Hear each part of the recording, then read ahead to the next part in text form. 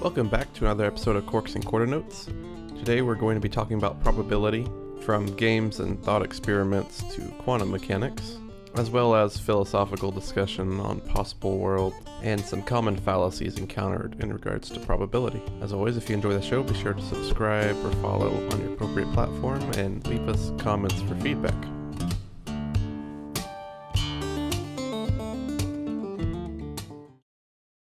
As always, I think we should start by defining what we mean by probability. So what do you think whenever I say probability?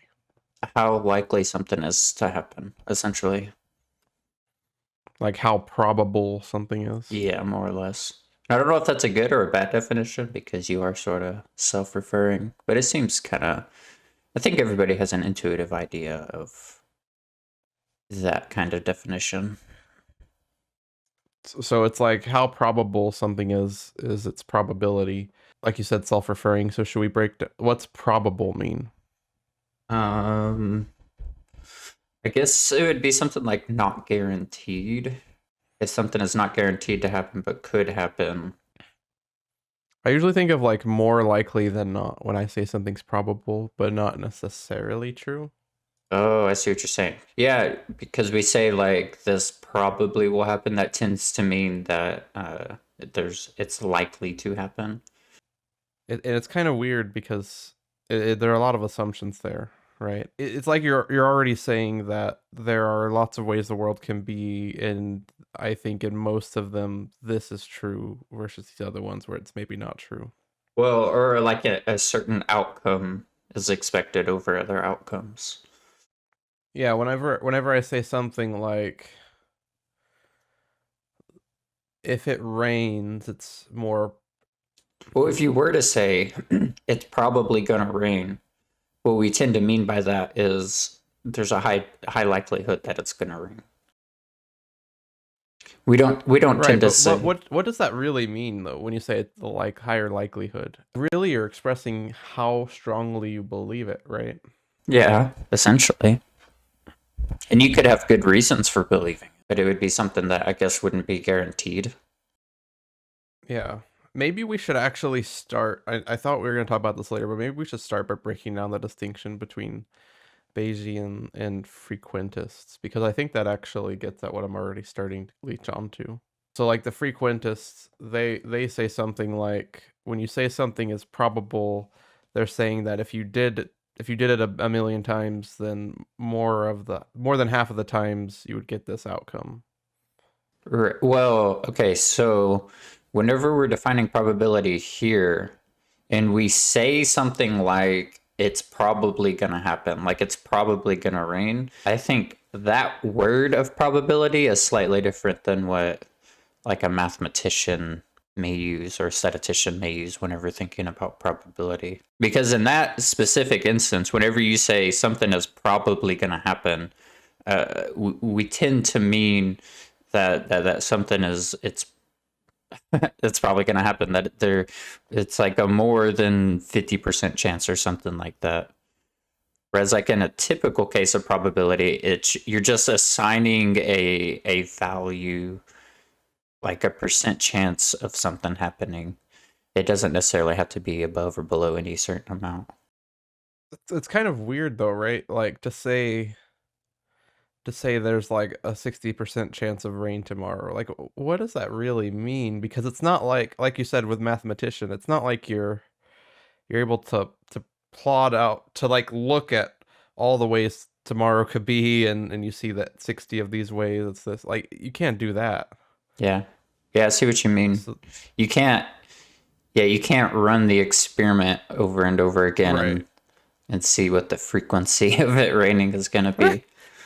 Yeah. Maybe when it comes to something like weather, it would be like, so there's going to be rain over a certain region of land, and you just have some chance of, and the land or the rain won't cover the entire space. There'll be bits and pieces. It'll cover approximately 60% of the area. Maybe to take rain out of it, it's more like I could say like you could ask me, "Are you going to the movies tomorrow?" And I'm like, "Oh, probably." Right. You know. Mm-hmm. Yep. In that case, I tend to think that you mean more likely than not. Right, but exactly. Well, yeah, we already established that's kind of what we mean by probably. But again, it's like you can't run the experiment, and really we're just pulling numbers out. So that's sort of a Bayesian way of thinking, right? Because so maybe this is what I'm getting at is so we have this colloquial way of talking about probability, which is like an expression of how strongly we believe a proposition is going to be true or is true. Mm-hmm. And then you have the mathematical version of probability where you're measuring like the ratio of the cases where it does happen and the cases where it doesn't happen, It like would be flipping a like, coin or I think it something. would be something like the ratio of like outcomes that you're specifying to total outcomes. Right. So like if you're rolling a die and you want to roll a one, Mm-hmm. you have a 1 in 6 chance of getting that. Right. And Or if you want a that's one not or a three, then you have like a 2 in 6 chance because you're specifying two with a total of six. what's interesting about that, and this will tie into a lot of the stuff we're going to talk about, is you can actually look at it both ways now that I'm thinking about it, because you can say, I can ask you how likely is it I get a 1 or 3, and you can say 2 out of 6. Mm-hmm. And you might be expressing that like I've done the math, I've shown all the ways this can roll up, and I've multiplied the probability, Mm-hmm. so on and so forth. I could say I'm going to roll this dice and I'm going to get a 1, and you could say probably not. Probably not. You're not, yeah, you're not necessarily expressing the mathematics, you're really expressing your belief on what's Mm-hmm. going to Well, in happen. that case of the use of the word probability, it's not the mathematical meaning of it, right? Right. Whenever, yeah, like you said, whenever we're using the word just colloquially, we tend to mean that it more favors something than other. Whenever I Right. think And about that's probability, if you ask me like the example, if I'm going to the movies tomorrow, I literally think of like I try to simulate a bunch of different worlds in my head, and then I mhm. just imagine that in some ratio of those worlds I went to the movie, and then in some other ratio I did not, and that's how I usually assign probabilities. Right, and that's like a thought experiment of sorts, but in some sense, we're still working with the first colloquial version of the word, because we're really talking about what you believe given your capacity to simulate the future. Yeah, well, yeah, but you can be a little bit more, you can have good reasons to think why or why not. Oh yeah, well, to say that it's like an expression of belief isn't to say that it's arbitrary. Hmm. It's not necessarily. Hmm. It's, I mean, it's a little bit arbitrary, but it's not totally arbitrary for Right, sure. right. Like I could ask you for a percentage, and you could be like 70%. I mean, where Hmm. where does that 70% come? Yeah, We can talk about Bayesian stuff and how we can get right. numbers like that, but still, it's Hmm. not totally arbitrary, but a little bit. Yeah, it has to be a little bit arbitrary, especially whenever you're working with unknowns, because it's like there is a case in which maybe a meteor hits hits the Right? Yeah. and you can't really like I don't even know if it makes sense to factor that into your probability. Right. Yeah. Well, we have to cut a lot of things out, or we just will never arrive at a result. But it's like, what do you cut out? Because there's almost an infinite number of things that could happen. We sort of have to rely on our intuitions.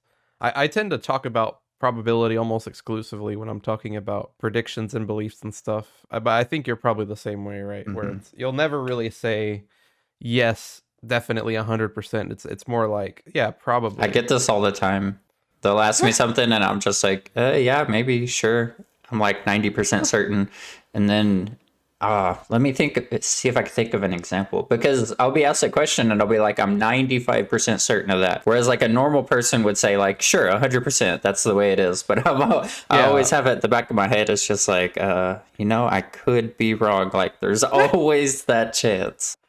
I do the exact same thing, and I find it will often frustrate the people Yeah. around me, because they'll be They're like, like, "What do you wait, you're mean?" not And 100% they'll sure? take the exactly. They'll hear you say that like, "Oh yeah, I'm pretty sure," or yeah, I'll do that. If I'll probably do that," or yeah, and then they'll interpret that as like, oh, there's like a 50-50 chance Yeah. he's flipping a coin here. He doesn't really know what he's talking. No, I'm like 95% sure, but to them that 5 is really big or something. Yeah. It's Yeah, weird that's that pretty. that distinct, yeah, they see that 5% and it's like, well, rationally think about it. That's why I assign such a low probability to that 5% or Yeah. whatever. But they still see it as this like overwhelming, huge odds that are might. I do get that quite a bit. It's interesting, and it's like there's nothing non-committal about it, Yeah. or us trying to weasel, or it's just we're trying to really be Honest. agnostic, I guess. Yeah, Yeah. not claiming knowledge where we don't have rights to it. And it's like almost all of the time, I feel like I have like partial knowledge of something. Like I don't Right. know the whole subject or whatever the matter we're talking about is. Yeah, and I imagine we probably tend to overestimate how much knowledge we have about it, Hmm. but Yeah, that's probably I true mean, you as have to well. operate somehow. Right. Because if you're not confident, and if it were the opposite and we were undersure, we could never really say anything for certain. And if we couldn't do that, then we wouldn't be able to You'd be a take action. So philosopher. yeah, yeah, exactly. Yeah. They're never sure. Not a scientist. Yeah. It is a bit of the difference between like a philosopher and a scientist. Not entirely, Right. but there It's there is. definitely there. Philosophers are way more unsure about stuff than scientists seem to be. Again, that's another breakdown I think between the experiment and the belief. Right. Because the philosophers are dealing with the beliefs and they recognize where there's some arbitrary lines here we're using, Hmm. where the scientist is just like, we do the experiment and That's this what is happened. the Yeah. result. Yeah. That makes sense. That's one of the things that makes theoretical physics kind of interesting, because you muddy the lines a little bit. Hmm. 'Cause you're not really running experiments, but you Right. do a lot of, And yeah. if you look at the like the Nobel Prize, for instance, it's overwhelmingly given to experimental physicists. Well, that's typically where we actually get the payoffs for the theoretical physics. Right, you had to show something, some phenomenon in the universe that's real. Yeah. So statistics, does that tie into probability at all? How does that relationship work for you? So almost any time you're talking about probability, you are talking about probability and statistics. And statistics is like it's like how do you say this? It's like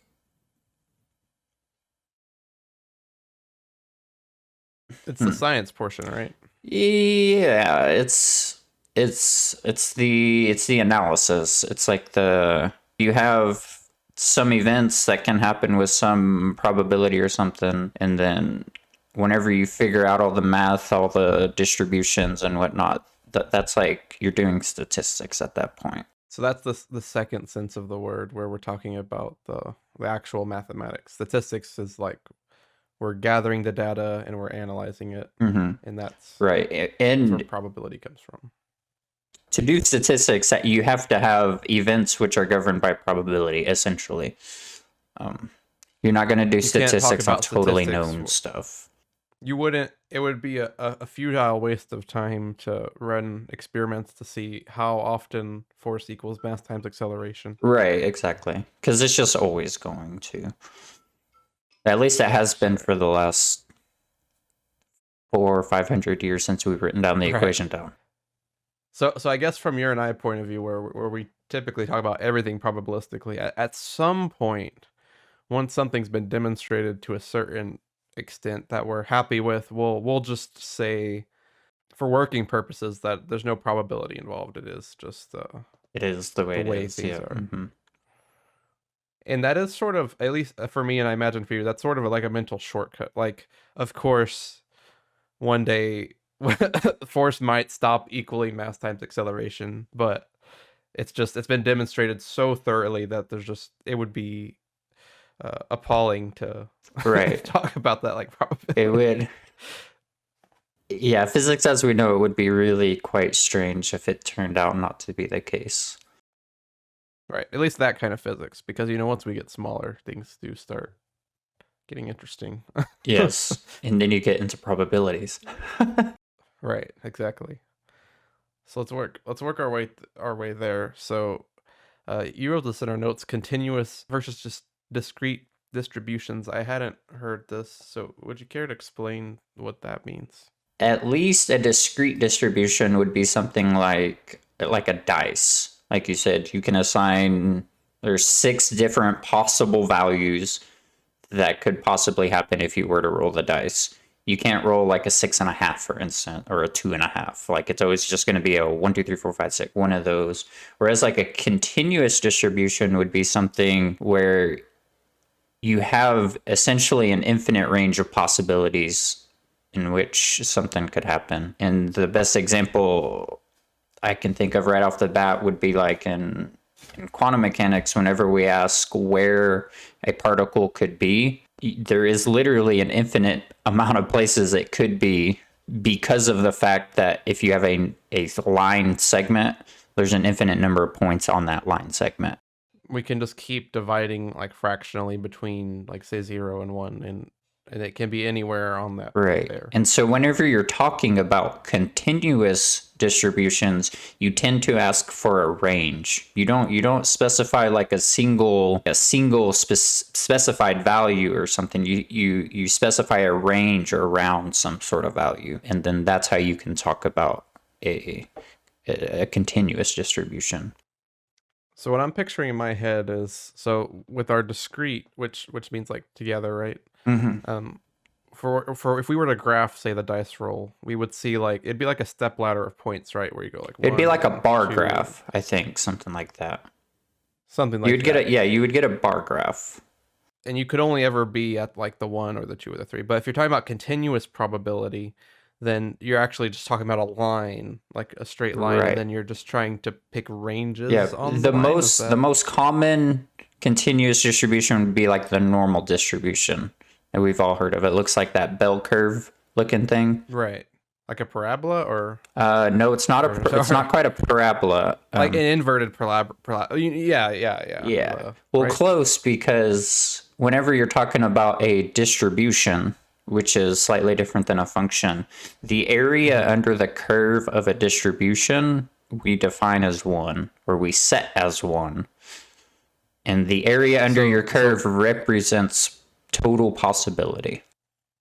And so let's think of like an example that's I guess close to us, video games. Whenever we're asking about the distribution of players in like a rank of a game they play, silver elo, platinum elo, or such, you're gonna get this bell curve looking shape, and then you can ask for like the first quarter of the bell curve, there's some area underneath it, and that's representing the amount of players, or the probability of you selecting a random player and they being in that elo or something like that. Right, and at the beginning, you're gonna have the very new players who don't really know how to play. Then you'll have this big group in the middle who kind of know how to play, but they're not like mastered. And then at the very tip, you'll have the Yeah. professionals. And that's where you get that bell curve looking shape, because at the tail ends you have really small probabilities of seeing like a really really bad player or a really really good player, that you're just going to have small probabilities. But as you approach the upward on the bell curve, that's where you'll see most players. One of my favorite types of discrete probability is hypergeometric distribution. I toyed with professional magic, as you know, for a bit, and it was very useful. And it's useful for a lot of other things. I didn't realize how versatile of a formula it is. So, it's basically a formula which calculates the probability of things. I don't know the best way to explain this, but my understanding is to view it as like a deck of cards, and say you have 52 cards, and you're trying to guess the probability of what any one card is. So it's 1 in 52, so you draw a card, and if that card isn't your card, now it's 1 in 51. So the formula, what it figures out is at which at what point will you have drawn enough cards where you have a certain chance of seeing a certain thing. Right.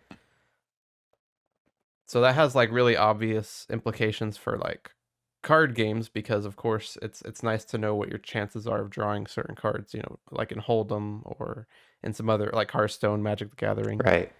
Yeah, the I guess the most common application of this type of distribution is exactly like you said, but it's called sampling without replacement. Is the idea is you have all of your total what do you say? Um, like your deck of cards, for instance, you have your entire Yeah, deck. like your Yeah, population. and then whenever you're playing Magic, you draw cards from your deck and you don't put them back, and Right. that changes your probability. Each time you draw, well, now you and if you can figure out what that card is, you now know that you have a slightly smaller chance of seeing that card in there, and it's just a way Yeah. of mathematizing that essentially. Uh, one thing that it's used for also, like in the real world, outside of just like games and stuff, is like say audits. Right. So you can imagine the deck being the population. It can be a population of anything, really. Mm-hmm. So like one example I remember reading about is you're gonna audit an election. Like say you're gonna audit an election for the state of Texas, for like a state representative or something like that.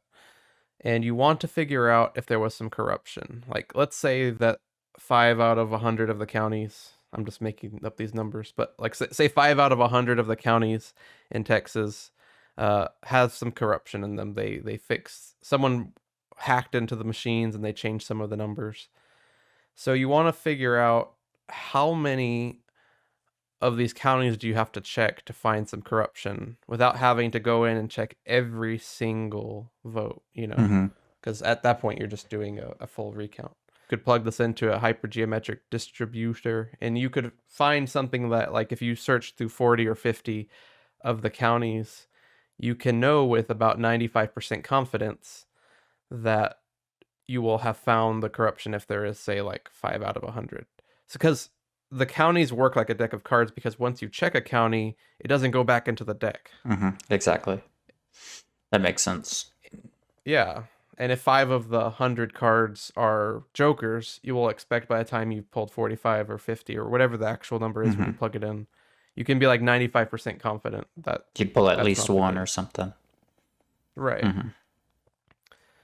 And there are a lot of other ways to do that. And one I want to talk about is one that you and I and Nick, or my brother-in-law, your roommate, Mm-hmm. we argued about it for a while. Would you like to introduce it? Or The egg gender reveal. right. Well, I guess the idea of it was we had there was a gender reveal, and so there were 24 eggs in total, right? Yeah, so the prospect is that there are 24 eggs. Half of them are colored blue, half of them are colored pink, and inside, and one of those is a non-boiled egg, and the others are all boiled. Right. And the idea was that the mother to the baby was going to smash eggs on Josh's head, the dad, until she found the non-boiled egg. And what happened in our case is she went through all 24 eggs, and it was the last one that busted on his head, which is an unusual outcome, but not on the face of it, as we Right. might Well, think. you see, I think on the face of it, it seems pretty unusual and exciting, but I had a different intuition at first, and I think you did as well. I was Um, unsure, but the arguments were convincing. So, yeah. Well, so whenever I see something like this, I mentioned I played card games before in hypergeometric distribution and stuff. There's a common fallacy when you're talking about probability in games like this called the Gamblers Fallacy, and that's when you don't treat each event as statistically independent. If you flip a coin heads 10 times in a row, there's no higher chance that it's not going to be heads on the 11th time. It's still 50% 50-50 each every individual time. time. Yep. So, knowing this fallacy, I started to think, okay, well, if I was going to start trying to guess which of these eggs are going to be the right one, what would I do? So, we have 24. I'm going to crack the first one, 1 in 24. That's not a very good odds. So, I'm going to guess it's a boiled egg because we have 23 boiled eggs. one not boiled egg. That would be crazy. And I sort of repeated this each time, and each time, you don't have the full. You have 22 and then 21. And even when you have 3 left, it's like you have 2 boiled eggs and 1 not boiled egg. You're going to guess. It would be insane to guess the not boiled egg. You have to guess the boiled egg because you have 2 options to get it right and 1 to get it wrong. Mm-hmm. So my first instinct was that, oh, okay, well, this wasn't spectacular. This was the most likely outcome. Right. Turns out it's not quite the case. It's interesting. Would you care? Well, the distribution. Can you unpack what I missed right there? The Um. mistake I made. Well, I think the idea is mostly right. Whenever you first choose out of the 24 eggs, you only have a 1 in 23 chance. Or yeah, 1 in 24 chance of getting whatever your prediction correct. And then the next one is indeed 1 in 23 and 1 in 22. So at any individual point, it's a question of strategy versus actual like probability. Yeah, I think that's where the problem is coming in, is because we're not just guessing on this instance. Right, we're playing the whole game. Like we're not guessing on just this 1 in 12 instance. We're guessing on the 1 in 12 plus the 1 in 11 and 1 in 10, and we're making a bunch more guesses than just the 1 in 12 game, for instance. Yeah, I'm so used to playing games where you have to make your guess on like your turn or on your draw or on your coin flip or whatever. Like, and you can't do anything else. But if you could guess, is it going to be the last one or is it going to be the first 12? If you add up the probabilities of the first 12, then you get a majority. Mm-hmm. And that's what you're asking, is the first 12, not the single isolated 1 in 12 event. It's interesting because it was a fallacy upon a fallacy. So this reminds me of another interesting probability. This one's actually just a thought experiment. Well, no, it's not a thought experiment. It actually happened too. Mm-hmm. That has an unintuitive conclusion. Are you familiar with the Monty Hall problem? No, and I purposely didn't look it up. Yeah, when we were prepping, I was like, don't look it up because I want to get your like a fresh take on it. I was curious. Okay, so this is from I think The Price is Right, or Let's Make a Deal. It's from Let's Make a Deal, and Monty Hall was the game host. And how does this work? Let's make a deal. So the problem here is we have 3 doors. Behind one of the doors is something you really want, like a brand new car. And behind 2 of the doors is something you don't really want, like a pet goat. Maybe you do want a pet goat, but right. Most people don't. A free ticket to extra chores. That's what I don't want. Yeah. So you want to choose the right door. So they close the doors, they shuffle them up, and then the car's behind one of the doors, the goat's behind 2 of the doors, and now you have to pick. Mm-hmm. So pick one of the doors, just 1, 2, or 3. 3. Okay, so now you're sitting here on door number 3, and everyone's all getting excited. And Monty opens up door number 1 and shows you a goat. Mm-hmm.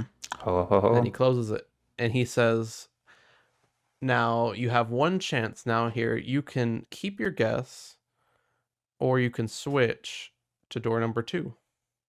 What do you do?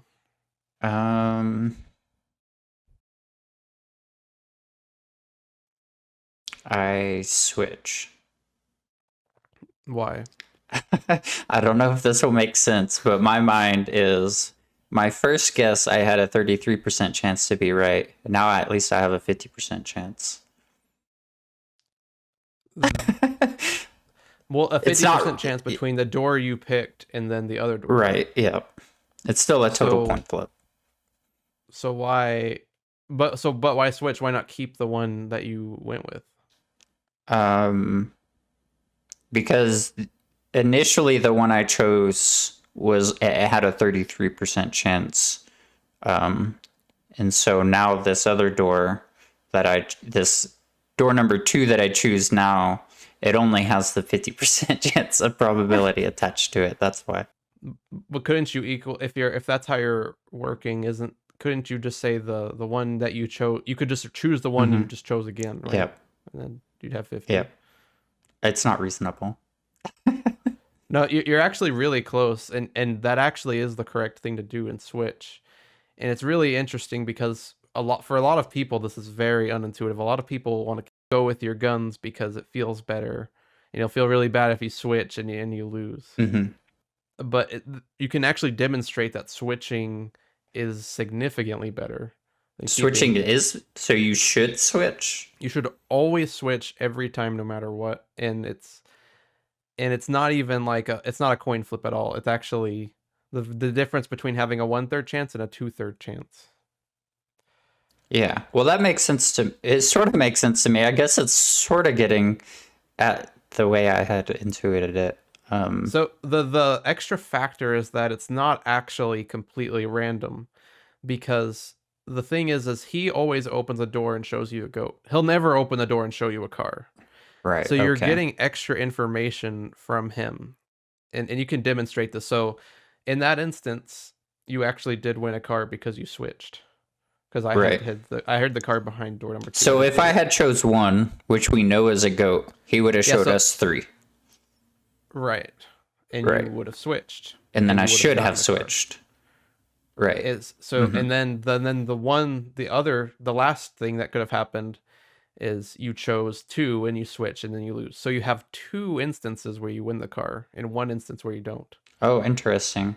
And that will be the case no matter where the car is. You can run this again and simulate it behind every door, behind every choice. And switching always nets a 2/3 probability, and not switching always nets a 1/3 probability. That's actually very interesting to me. Well, it makes sense. If you swap each time, then yeah, in 2 of the chances you'll be correct, and then in 1 of them, well, you got unlucky. So yeah, there was a math column whenever the mathematician who figured this out posted it in the newspaper, and approximately 10,000 people, including like 1,000 people with PhDs in mathematics, wrote him telling him he was wrong.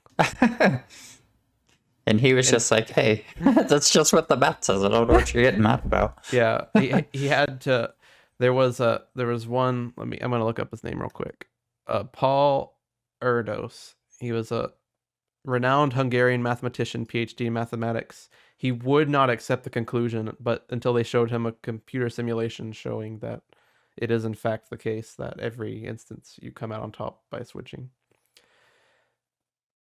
So this is another instance where you can get very unintuitive sort of results, but the demonstration proves it to be true every time. It makes sense to me that you should switch. What if you end up having like 10 options? Do you just... Well, it actually becomes even more obvious in that instance, right? The more that say there are 1,000. There are 1,000 doors. 999 goats, 1 car. You pick a door. Right. You get a goat. You can know almost positively there's a goat. And then he opens 98 doors. And now you have to choose between the one you chose and the one he didn't reveal. Right. You clearly don't. Yeah, you clearly. That's really the situation we're in. We're just, you don't get that much of an advantage, but you get a comparable advantage. So that's some stuff on discrete distributions, which I don't know very much about continuous probability. Would you care to elaborate a bit on that? I think that'd be interesting. Well, just what I know on it, which isn't a whole lot, and where I've used it, which is mostly in quantum at this point. Whenever you're talking about a continuous probability distribution, you talk about probability densities. Typically, you need to specify a range. Whenever it's like in quantum mechanics, which I'm going to rely on heavily because it's where I use it the most, we have what's called a wave function, which is it looks like a wave, and then it represents the probability of seeing a particle at some sort of location. It's somewhere on like the line, and we have to kind of cast a wide net, right? Or Okay. And think of, so like a normal distribution, like it has low on either tail end, it's pretty close to the axis, and then as you get closer, it kind of comes up. The tail end of the distributions always look the same. They always tend towards 0. And then as you come towards the center, It could be essentially whatever shape you want. You can make it go up and down and wave and all sorts of stuff, but you always preserve the fact that the area under the total curve is 1. Right. And in the case of quantum, that means that if you look from negative infinity to infinity, there is a 100% chance of seeing the electron somewhere. And that's what the area under the curve represents, is that you have a 100% chance of seeing the electron if you look everywhere for it. That's reasonable. Right. And then in this case, you always, like I was saying earlier, you always have to specify a range. Like the electron could be at between 1 meter and plus or minus 10 nanometers, right? Like, and then you specified a range in which it could be, and then you can calculate that out, and then if you do the experiment enough times, it'll usually map onto reality quite closely. But again, you can't ask, like, is the electron going to be exactly at 1.36 meters at time whatever, because that probability is actually 0. Well, so maybe you can elaborate why that's the case. Why is it I can predict where a basketball is going to be whenever I know it's like momentum and such, but I can't know where an electron's going to be? Because we don't model basketballs with waves, essentially. And this has to do with the wave-like nature of quantum particles. The basketball is just going to be exactly where the basketball's at, and its wavelength, if you want to talk about it in terms of its wavelength is extraordinarily tiny. And so you can be fairly certain on specifying the location. There's no quantum weirdness happening at our level of perception, essentially. So the electrons are kind of the particles. I'll say electron, but they're swimming. They're like kind of swimming around randomly, and we can't predict. And they're doing it in a way where we can't actually predict it exactly. It's like pseudo random. There is an element of randomness there. We can specify, for instance, if you were to do the experiment, say 1,000 times or 10,000 times, which is generally pretty easy with electrons, they're very common, you can map out and model the distributions of where it's going to be perfectly.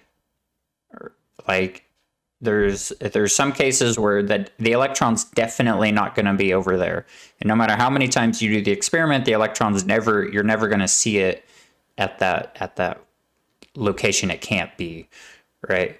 But of all the locations it could be, we can assign probabilities to each one of those locations to extremely high degrees of accuracy. But on any one instance, we can't.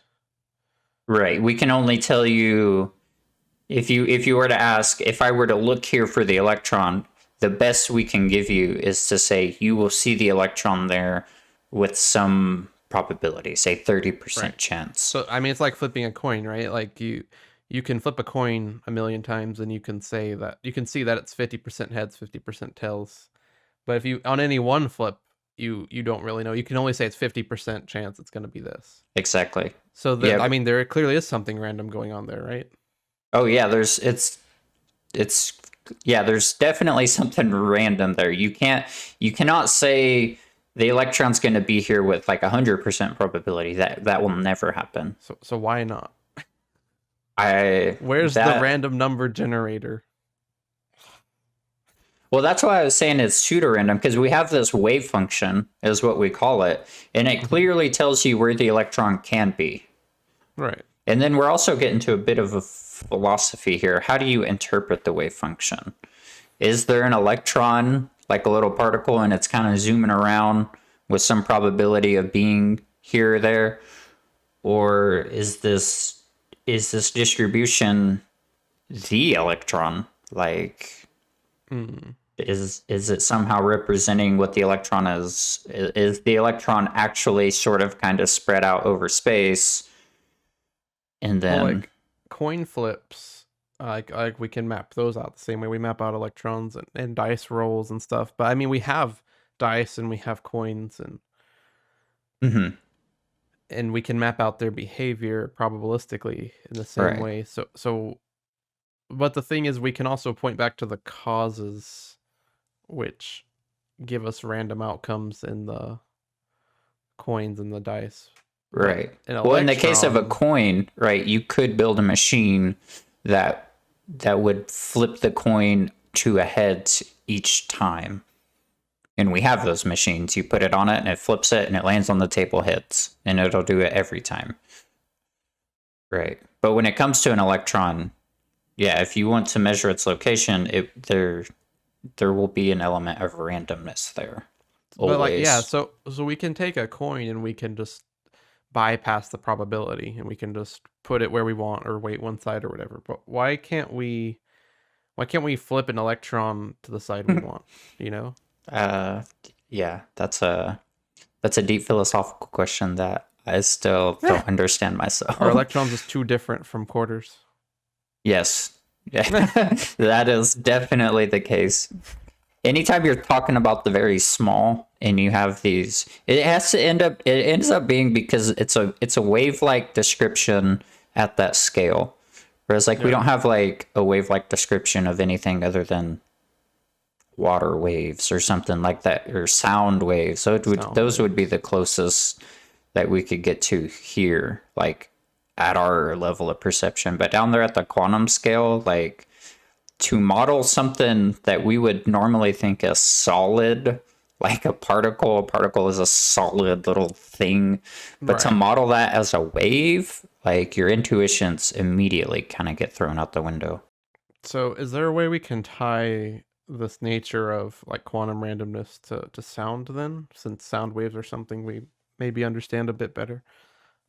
Well, we know a lot about wave mechanics. We know how waves, like how they propagate through space and interact with each other Right. and such. But when, Properties. yeah, but whenever we're working with a wave function, what it's doing, since it's hard to interpret what the wave function actually is. A lot of the time, we'll say the wave function is it's representing your probability to see a particle somewhere, or is it representing your actual particle? It's hard to say. I have no So this idea. is this is a little bit one of the problems we talked about on the infinity stuff is like the language problems. Like we have the math. The math Hmm. gives us predictions, but how do we talk about it? How do you? Yeah. Well, in this case, it's mostly an interpretation. Like, Hmm. how do you interpret the fact that we can't specify where an electron is going to be, or we can, but not like without certainty. Like what's your intuition on the matter? Um, What is it describing? Do you think, if you had to guess? What's the most probable explanation in your mind, belief what's wise? yeah. Uh, ooh, I I don't know. It's really it's quite because like if you have your wave function and then you allow it to, if you just like crank the machine and see what happens to the wave function as time moves on, it starts to spread out way over space. Like the wave function starts to get way spread out over space. And in that case, you have like an equal probability of seeing an electron a light year in that direction versus a light year in the total opposite direction. Right. I I don't know what to make of that. I and I've It's too weird. I've put a fair amount of thought into it. Mm-hmm. Because I mean, all this semester, all we've been doing in quantum is talking about wave functions every single day. It's just psi of x and t, psi of x and Mm-hmm. t, and it's just like, what happens if we put it in a well? What happens if we put a barrier next to it?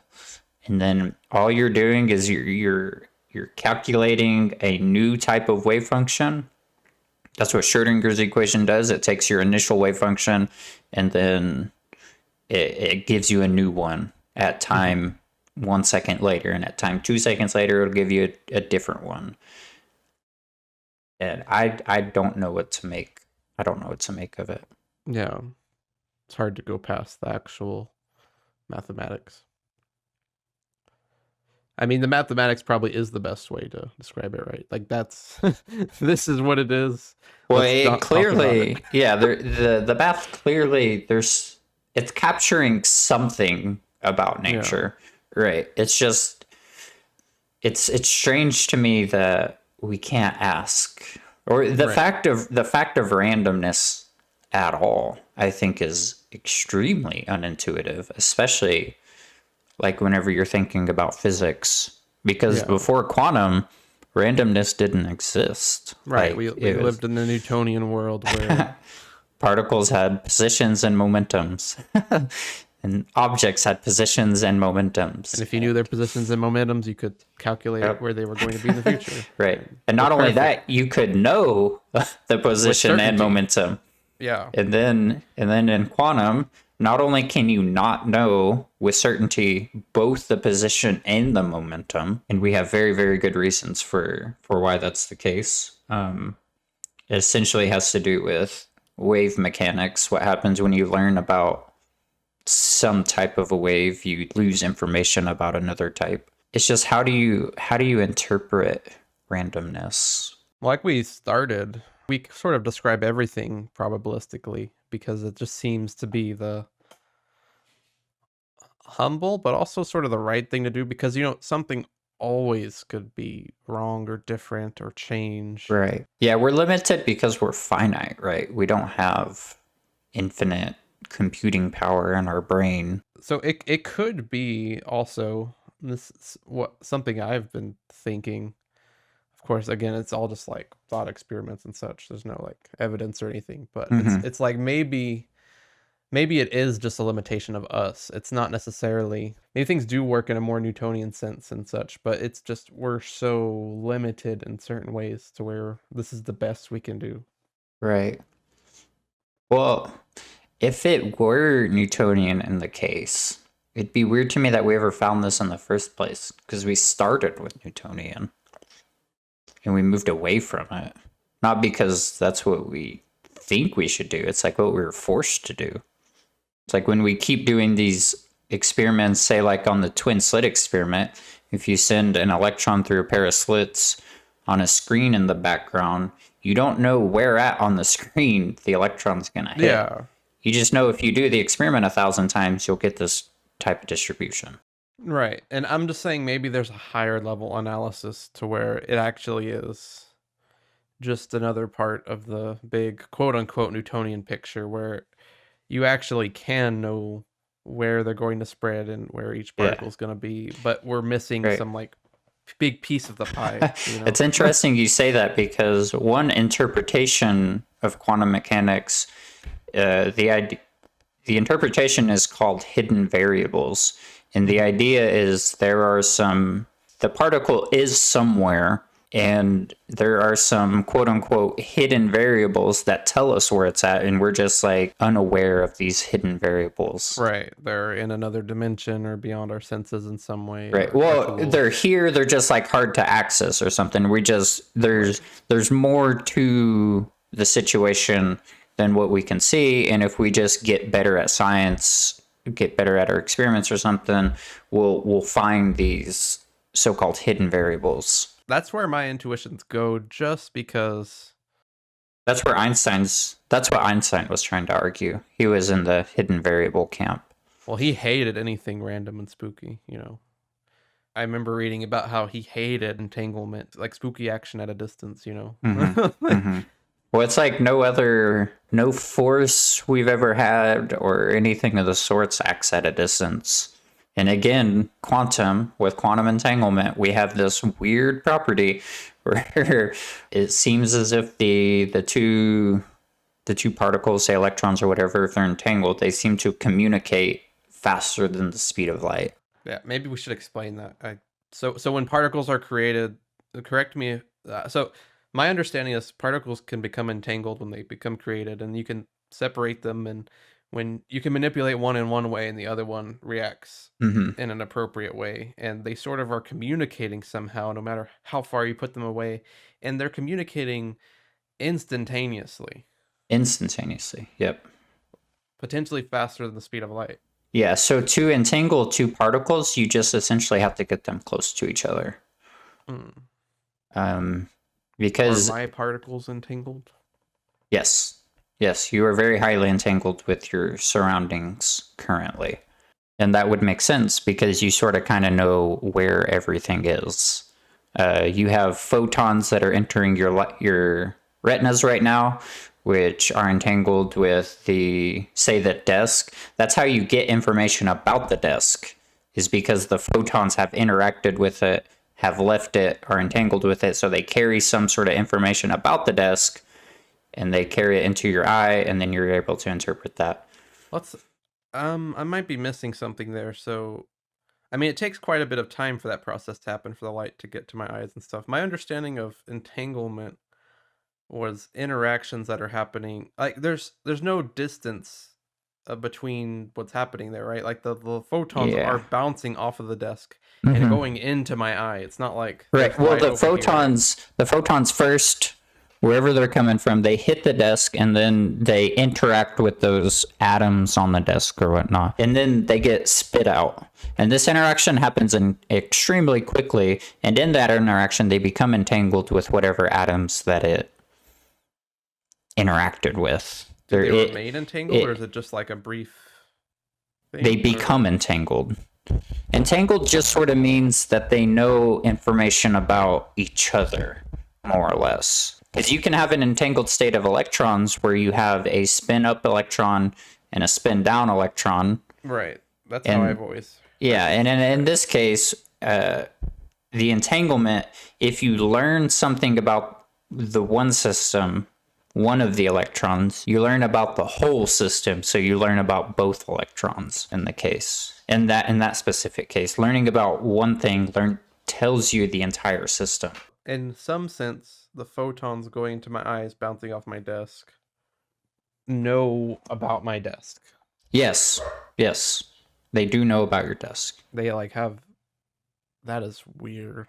Right, and then everything around you, in some sense, like knows about all the stuff around it because it's like it's entangled with it. I'm embedded within these particles. So, I mean, I am these particles, which are embedded with other particles. Right. Yeah. Yeah. You're entangled with your environment around you too. Yeah. And then, so for like particles that are on Mars or something, like we are so weakly entangled to like very, very low degree of entanglement is happening there. Because we just haven't had a lot of our particles haven't had a lot of contact with those particles. Yeah. Or haven't had contact in a very long time. So entanglement degrades over time? Yeah, you can. Yeah, there are varying degrees of entanglement. You can be strongly entangled and weakly entangled. Yeah. It is a spectrum. It's not like it's not either you are or you are not. You can be more or less entangled. Say I'm like entangled with my environment, but when you're looking at things on this scale, there's not really a distinction between me and my environment, right? I mean, we're looking at particles in close proximity. Right. Well, that's the thing with quantum mechanics. You can know about like the whole system and not know about the parts. That is bizarre. Yeah, you can know about the whole overarching system and not know the details, like the individual bits of what's going on there. So why don't we wrap up with just like a couple of fallacies that happen? So we talked about the Gamblers Fallacy, and that's of course the idea you flip the coin 10 times and then you flip it the 11th time. You don't consider the first 10. Right, exactly. Yeah. So what are some other of your favorite like fallacies that involve probability? Well, Murphy's Law is probably one of the most common ones. Murphy's Law states that if something can happen, it will happen. We've heard that a lot. That's actually a fallacy. And the fallacy essentially says just because something is possible doesn't mean it's probable. And so it could be the case that I don't know, I jump 60 inches vertical. Like, maybe. But it's There's just no logical contradiction there. right. And Murphy's Law would say that eventually I'm going to jump 60. But just because it's possible does not necessarily, it doesn't mean that it's probably going to happen. Right. Well, it gets a little interesting, right? Because whenever you say something is possible, if you give it enough time and enough space, like say infinite time and infinite space, I mean, eventually everything that's possible would probably would happen to some degree, right? Like if there were Right. infinite Well, multiverse. I could, yeah, it's interesting you say that. It's because I can imagine a situation where you have some sort of system and it's possible it could be in some sort of state. Right. However, when you evolve the system over time, it just never gets to that state. It just never does. Even if you give it infinite time. Yeah, even if it's a possible state, maybe it does some sort of cycle where it just misses that one state it could be in, and it kind of just cycles between it. But it could be in that state. There's no reason it couldn't be in that state. It just never does. You know what I'm saying? I kind of get what you're saying, but if something doesn't happen with infinite time and infinite space, Right. in what sense is it possible? Right. Well, I don't know if I can give it a Or is good the real example. confusion of people's understanding of what it means to say something is possible? Is that the real fallacy? Yeah. Well, what does it even mean for something to be possible? Right. You could say something's like logically possible, or you could say something like you could. I'm pretty confident saying that it's impossible, not possible, to have a married bachelor, right? Because we're just Exactly. talking about definitions there, and that's what the words mean. Yeah. And you could think of some other things like mathematical principles, like you could just say like a squared plus b squared cannot equal b squared. Like that's Right. logically Yeah. not possible. hmm Um, but you jumping 60 feet in the air, that's not logically impossible. But you might be saying that it's not possible in some other sense. Well, I can just like imagine a system that has like some number of states that it could be in. Say like it has 1,000 states that it could possibly be in, and it cycles between 900 of them. It never hits those other states that it could be in, those other 100 states. It definitely could be in those states. It just, the way the system is set up, it just cycles between, and it just happens to miss them all even after infinity time. So I'd like to propose a different way to framing this Murphy's Law to make it a little more clear. What if we said just because you can imagine something doesn't mean it's probable? Right, exactly. Because some things that might seem possible might actually just not be possible. Yeah. Or probable, right? Yeah. Just because it's possible doesn't, like, something could be possible and then it just have like a 1 in 30 10 to billion the 30, chance. whatever. Yeah. So yeah, in that case you can reasonably say it's not going to happen, even though it could. Like, sure, Well, it you could could. say it probably did happen like once a long time ago in another galaxy far, far away, whatever. Like, Right. but it's not going to happen here, so let's forget about it. Yeah. And there's this whole idea in philosophy of other worlds. Yeah, It's I it's think we've talked about this before, right? Like, if you can imagine something, does that mean it's actually exists or can exist, or right. what does that even Something, mean? yeah. You get into those weird ideas of like what's happening when you're imagining another world. Because in the instance where you, like we were saying earlier, you ask, "Are you going to the movies tomorrow?" Like, what happens is I run a whole bunch of simulations more or less in my mind. What are those worlds that I'm imagining? Like, are those are possible worlds? Like, do those worlds exist in some other realm of space-time? Right. Like, what? It's hard to understand what's happening there. My intuition's probably not. My intuition is that we can imagine things, but they don't have any bearing on metaphysical reality. hmm But I Yeah. don't know if you I'm a little share that. open. But Yeah. it's just, Well, I mean, I'm open in the sense that like that could be possible, but I don't think it's probable. mhm. Because I can imagine some crazy stuff. It's like That's the I think problem. That's the problem, yeah, is you can imagine some really, you can, and I could state some things that I can't imagine, like a universe that's like illogical. It doesn't follow any rules or evolve in some sort of method. But does like does a universe does a universe like that exist? Like that doesn't have patterns like ours, or doesn't seem to follow any sort of mathematical type or logic. like a universe of actual nothing, like nothing in the sense what people think they mean when they say nothing. Like Right. Yeah. Actual nothing. Yeah. Does actual nothing exist somewhere? Like, yeah. It's somewhere. Yeah, like what? yeah. And you've Yeah. already messed up because yeah, you've specified. Yeah. There's just no way to even talk about things like that in a real useful sense. Yeah. And I so when think we were talking, I don't remember which podcast this was, but like I'm kind of open to the idea that in the totality of reality, it wouldn't surprise me if all things happen. well then you would be invoking Murphy's law, would you not? To say all things happen is that literally is Murphy's law, is it not? Yeah. It wouldn't surprise me if that were the case. Yeah. But again, because you're talking about a different form of possibility. Like I said, I think we should rephrase Murphy's law to say any just because you can imagine it doesn't mean that it happens. Because that is different, I think, than saying that all possible things happen to some with Yeah, I'm appropriate talking about a probability. slightly different level of what's Possibly. possible. When it comes to Murphy's Law, we're thinking of like, we're restricted obviously to the universe and we're humans made up And like of logical atoms. possibility, and we kind of stop there. Yeah, yeah.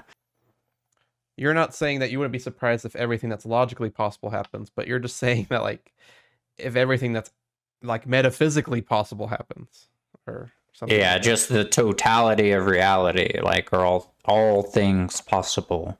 Hmm. Yeah, that's Yeah, wild. yeah. Yeah, reality is weird.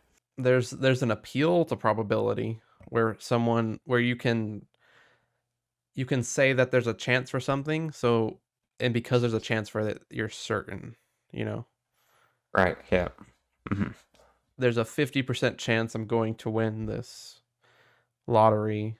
Therefore, I'm going to win this lottery. It's sort of a thing people do. They'll throw out statistics and that will give people like certainty. Hmm. And I think that's not far from Murphy's Law, because Murphy's Law is saying probably something could happen, therefore it's going to happen. Right. Right.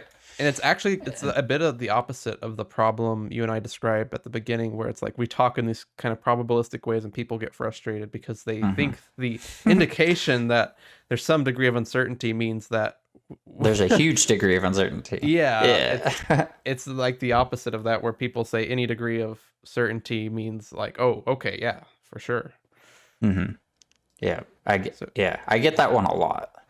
people that can pull people's intuitions in some not helpful ways. There's also the idea that again, it's like the opposite of this, where people think that rare events like can't happen in some Right. sense. Exactly. Hmm. But rare events happen all the time. Right. That's the problem. Yeah.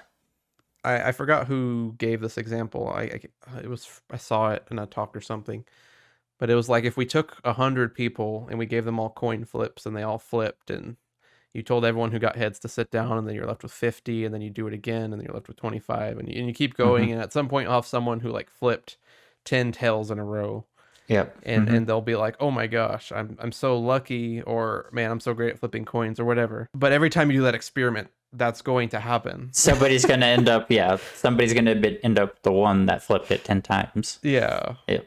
And each time they're gonna feel special in some sort right. of case, because it's sort of special, right? It's like, why them? But like it had It's to a be bit like somebody. the egg gender reveal, right? Like it's special in the small case, but when you look at the totality, it can actually look a lot different. Hmm. That's where arguments for like alien life and such, some things we've already talked about before, come from, because we're looking at, well, like, yeah, it's unlikely you flip 10 coins in a row, but you have enough people flipping coins, it's going to happen. And then again, that's a bit of another invocation of Murphy's Law. A lot of these tie together, but they're a little bit different angles on the same fallacy. Mm-hmm. Well, one thing is probabilities and possibilities, I think, are just hard to think about and deal with. Yeah, Because we like certainty. Yeah, we want to be certain about the things we know, understand. It's hard to assign not one probability to something. I think one of the hardest thing for people to do is just to say, I don't know, you know. Mm-hmm. Yeah, exactly. Because you want to know. I know who was in the bushes. It was a tiger. Well, did you see a tiger? Probably. Possibly. It might have been a tiger, so yeah. Therefore it is. yeah, it's interesting. I think it's a good exercise to try to say I don't know more. And I would encourage anyone listening to maybe try considering measuring your beliefs in degrees of probability in the appropriate context. You know, I there are definitely times where I've talked probabilistically when I probably shouldn't have for social reasons, but right. Yeah, I get that. Definitely when you're talking with yourself and stuff, I think it's very helpful. And people who think this way. Because I feel like with most things, you can't assign 100% or 0%. Right. This is really going to happen or this is not going to happen. Like there's just not many things that you can reasonably do that with. I mean, this goes back to our favorite high school philosophy tirade. Oh, I think, therefore I am. Ooh. Right. Something is happening, and that's about where we can stop with 100% certainty. Yep. Yeah, of all the things you can be certain of, one of those is the fact that you're thinking. Yeah, like something is going on here. Yeah.